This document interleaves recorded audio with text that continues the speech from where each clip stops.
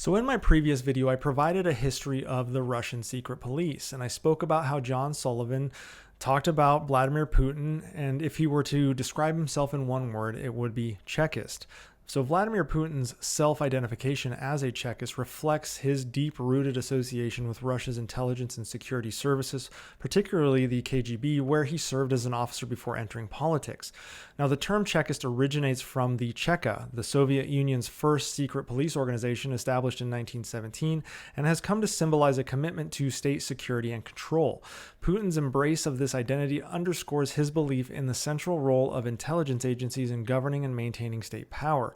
Historically, the Cheka and its successors, including the Soviet NKVD and KGB, were instrumental in enforcing state authority, often through surveillance, suppression of dissent, and covert operations. Putin's tenure in the KGB during the late Soviet era profoundly influenced his worldview, instilling a preference for centralized control, secrecy, and a perception of the West as a strategic adversary. This background has shaped his governance style, characterized by strongman tactics, a mentality that emphasizes authority, national sovereignty, and a readiness to confront perceived threats to Russia's stability, whether they actually exist or not. And sometimes they're just made up for political gain. In the contemporary Russian political landscape, Putin's Chekist identity manifests in several ways. He obviously has consolidated power. He has centralized the authority, diminishing the influence of political opposition and independent media, thereby reinforcing a controlled political environment.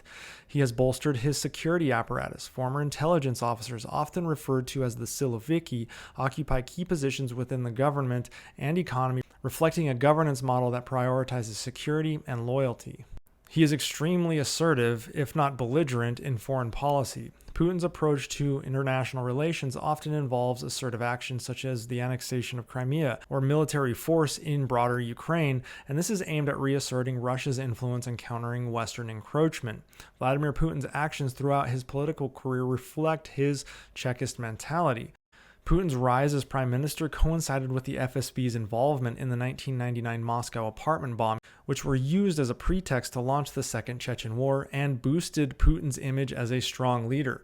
This follows a Chekist tactic of manipulation and false flag operations. Furthermore, Putin targeted oligarch Mikhail Khodorkovsky, arresting him on trumped-up fraud charges and then dismantling his company Yukos. This move eliminated a political threat and served as a warning to others, which is a common Chekist tactic of state repression of political opponents.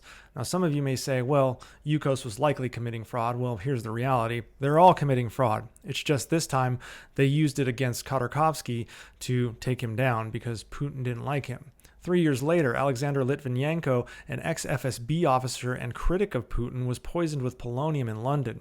The rare radioactive poison pointed to state involvement. So yeah, extrajudicial killings to silence dissenters, very much Chekist.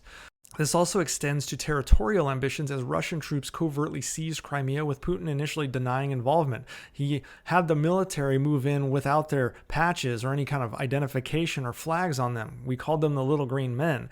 The operation used disinformation and plausible deniability, reflecting Soviet-style tactics. The Chekist tactic here is using covert action and deception, something he obviously couldn't do in 2022 when the full invasion of Ukraine took place. Back in 2016, Russian operatives used hacking and disinformation to influence the US presidential election. This is very similar to, quote, active measures that we've seen the KGB perform.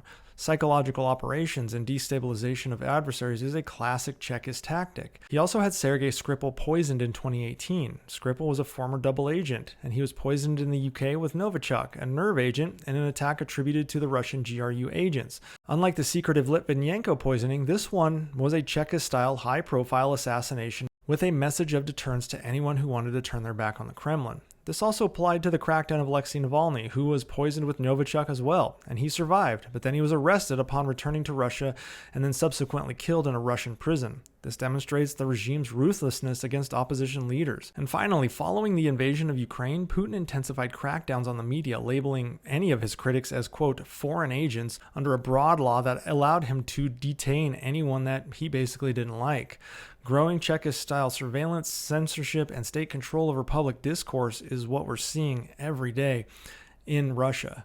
This strongman approach, deeply rooted in his KGB experience, the extrajudicial killings, covert activity, surveillance, censorship, state control, destabilization of adversaries, psyops, state repression, and false flag operations are all Chekist-originated secret police tactics. Except they are not so secret as the entire world sees what is happening, and Putin is a world leader now. Regardless, Putin flat out denies any of these things happening, which, oh, by the way, is also a Chekist tactic.